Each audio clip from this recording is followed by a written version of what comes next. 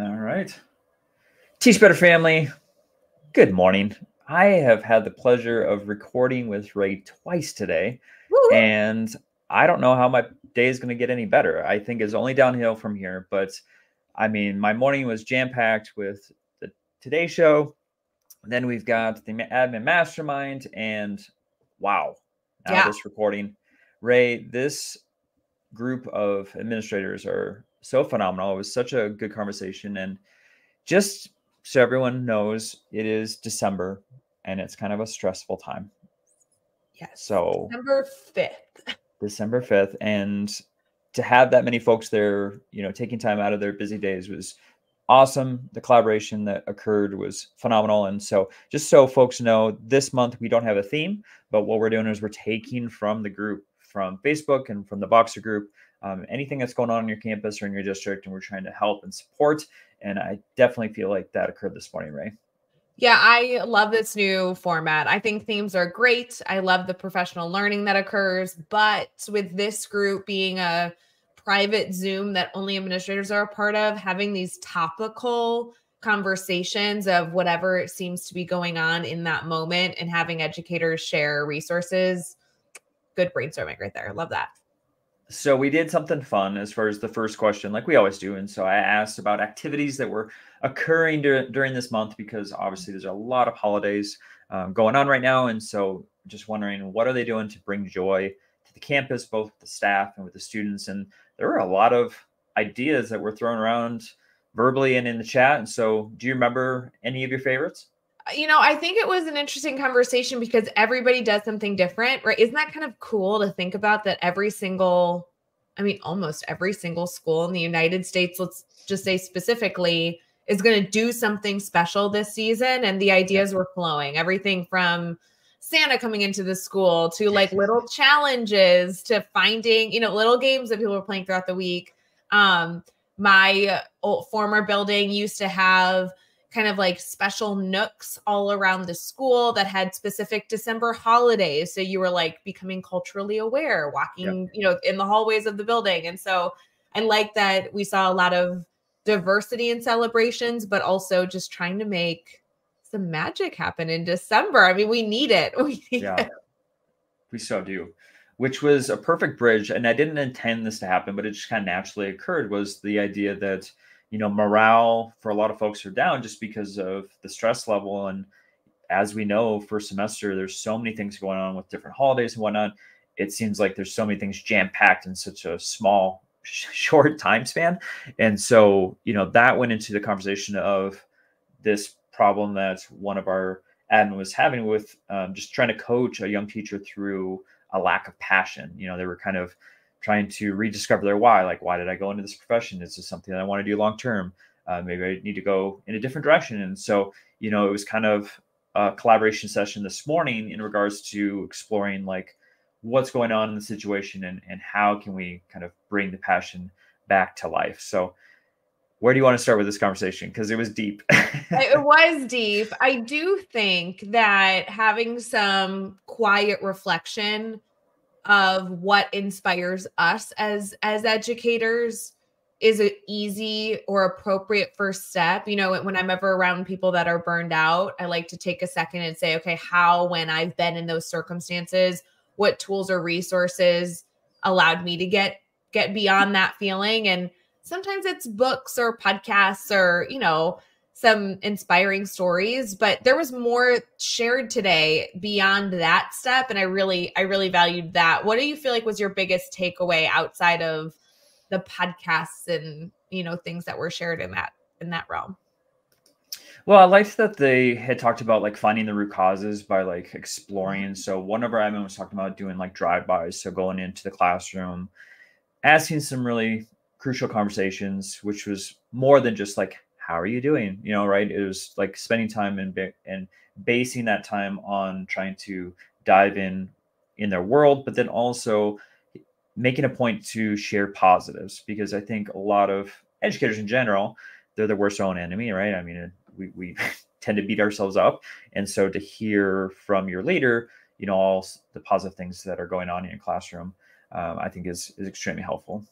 Well, and it's so interesting. Sometimes I feel like I still need this reminder, even though I constantly talk about how much I enjoy this, is some of these answers to some challenging questions are solutions we already naturally give to our students, right? If we have students that are feeling defeated in the classroom, we don't just do one thing. We really dive in and try and, take on that whole child to support their needs. So Mhm. diving deeper in conversation to understand the root cause is essential. Why wouldn't we think to do that with our staff? Or, giving them tools and resources to get back on track. Like, of course we would do that. We would have continual check-ins. We would create some sort of plan to, see where we were going and how it was working efficiently and effectively. So some of this is not necessarily, although we want it, like, it's not necessarily a quick fix, but it's an No, opportunity to take some reflective moments and really work at supporting the person holistically, not just the one surface level issue they might be having. One of the things I know that was brought up that I really like, Josh, was, again, going back to that like mentorship opportunity, partnering Mhm. with, a passionate team member, or Yes. I don't know, an educator that can just maybe do the work with you. So maybe we're kind of like touching that teacher in multiple components. So that was something I really liked. I feel like that helps me a lot when I'm feeling down. Connecting with the right people helps get me out of that funk. Oh, for sure. And I love the story that was provided as far as a veteran teacher that was even thinking about retiring, had new team members this year, and is now rescinding the resignation, saying, no, I'm staying here.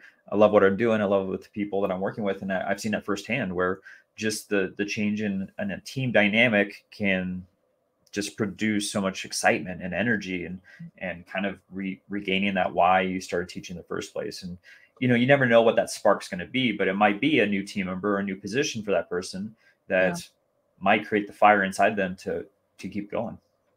And I also appreciated, you said this earlier, kind of going back and identifying what they're doing well. That came up later on in the conversation of our discussion this morning, but looking at a teacher that might be struggling with insert behavior issue here, like whatever Yep. it is, and not only focusing on the reactive steps that the teacher needs to Hmm. take, but the proactive steps being taken.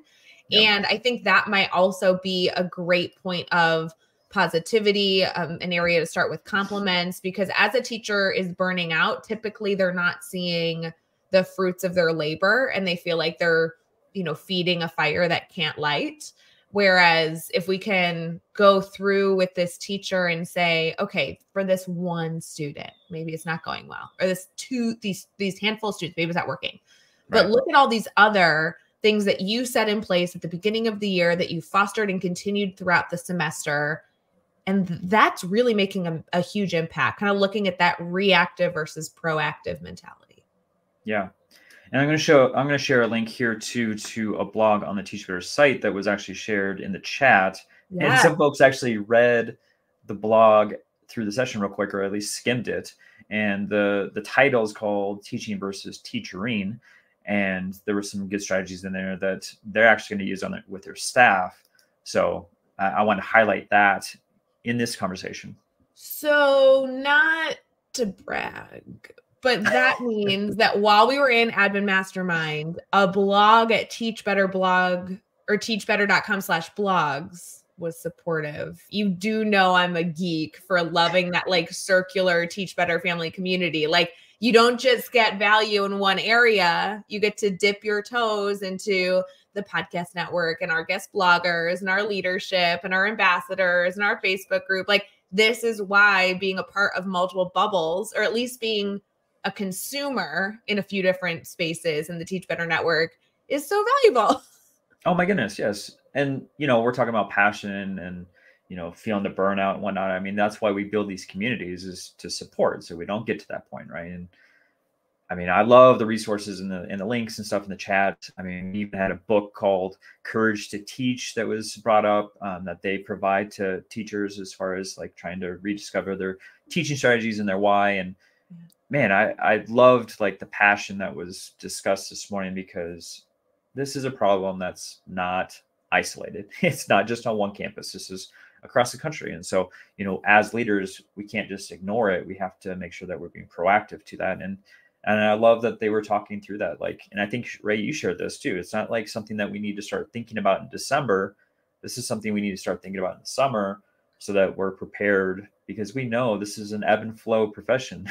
We feel great in August and then we don't in December, and we don't in February. And there's like these certain points in the calendar that are really difficult. So I love your idea of being proactive prior to the year.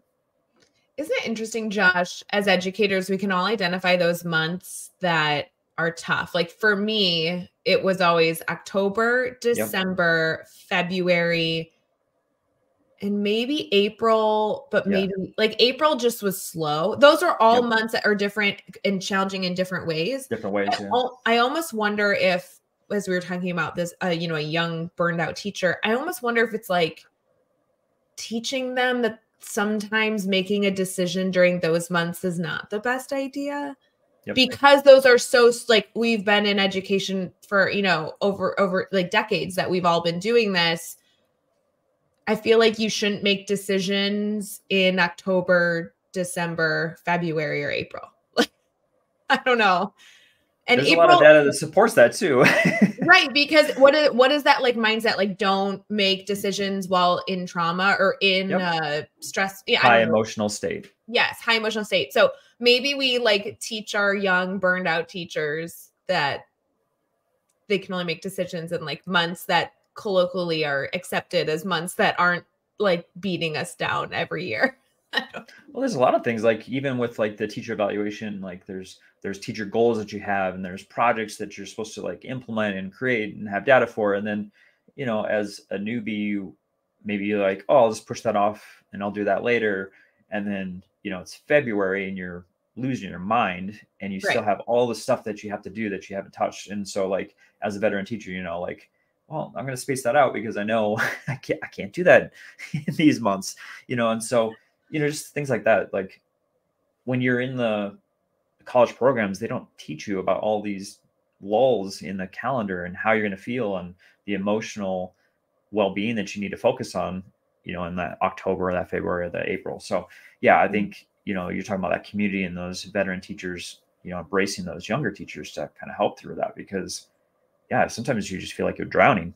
Right. And you don't know why. And you kind of have to learn it the hard way if nobody teaches you. Like, I feel like I went through 2 or 3 Octobers and suddenly looked around and I'm like, oh, October's hard. Like, it's not like it's me, but it's not. Right. Like, I'm not the problem, but I am, but I'm not, versus now I want to go to teachers constantly and be like, December, it's really hard. Like what you're feeling is valid, and you may not feel that way in January. So like, sit with it. Let's figure out a solution to get you through, but it won't be like this forever. It's just a tough month for different reasons. These are all hard for different reasons. Yeah. And so on the back end of our conversation, right, I just want to touch on this. I just love that we were trying to create a supportive environment for our teachers, and the things that they were suggesting were like providing appreciation, finding ways to do that in fun ways. But then also, surveying your staff, getting input, and trying to figure out what those stressors are. So then you might be able to pull some things off their plate, because as we know, every year there's new initiatives. And so if we just have new initiative after new initiative, then that list of things to do is only getting greater. So staff typically are asking like, hey, is there something that we don't need to do anymore? And if so, what is that? I thought that was the best recommendation by one of our leadership members that come frequently. I love when she's able to join the conversation. She's actually very active in other bubbles in the Teach Better family as well. So I feel like she has really taken advantage of being a part of the Teach Better community. But the discussion of surveying staff and getting that data, I think says wonders about not only her leadership style, but also how we can be as effective and efficient as possible. As a principal yourself, what are your thoughts on that? Yeah, I thought, this one person had brought up a couple of things that we had implemented on our campus as far as like changing committees to make it so that the staff was essentially creating the expectations for that and what they wanted to touch on the campus. I thought that was brilliant. So a lot of things that were discussed with this person specifically was, really trying to get the stakeholders involved so that it's not coming straight from the leader all the time. And that's a beautiful thing. So, obviously we don't want to put more on their plate, but at the same time, like, teachers know, like, this is a culture I want to build up or change. And so I want to be part of that. And so, if we can give those avenues. And just a shout out to the admin group also, this survey that this admin sent out to their staff was actually constructed with this admin mastermind group. So it was something that, she heard from someone else, took it, if you will, stole it with permission and sent it out. And we all do. Yeah, that's what we do as educators, right? Like, why reinvent the wheel? So that's what this admin mastermind group is all about. So if something's working for someone else, maybe I'll take that, I'll use it for myself. And she's seeing great dividends to that. So kudos to her. Super excited about what they're going to find as far as like the stress points, and then also as an admin staff, how they're going to address that. So yeah. Don't forget, guys, if you're listening to this recap and you want some of these resources or to continue to hear more about a specific topic we've touched on here in our recap, please reach out to anyone on the team or come next week to our admin mastermind and you can bring up these same questions. This is totally appropriate. Oh, duh, Josh, and the Facebook group, jump in there right now and be like, hey, I was watching the recap with Josh and Ray. They brought up this topic. Somebody give me that resource. Send it my way. Well, and if there's any other topics, right, we're always looking for topics to discuss. So you can jump in the Facebook group, let us know what you want to discuss some week, or maybe just throw out what's going on for the group as a whole to kind of embrace you for the week and start putting stuff in the chat. So this Facebook group has been phenomenal. I love that it's growing. I love the conversations that are happening there, and looking forward to finding new topics for the upcoming weeks. Just so that I'm going to throw this up here. Join us every Tuesday morning, 9 a.m. Eastern time. So if you're jumping into YouTube and seeing this for the first time, you're an admin and looking for support, you can go over to teachbetter.com/mastermind. It is free. You'll get that Zoom link and a whole community to support you. So Ray, I appreciate you supporting me, the Teach Better team, and all of these admin every single week. And just appreciate your not only attendance, but your wisdom that you shared during that wonderful hour. You're the best, Josh. And I was excited to be live with you on Teach Better Today morning show too. So let's just keep doing this thing. Oh, we got more? We're going to record more? We're going to keep doing just more and more together. Yeah, it'll be good. Well, maybe they'll see us tomorrow. Oh, fingers crossed. All right. I hope everyone has a wonderful week. Bye, guys.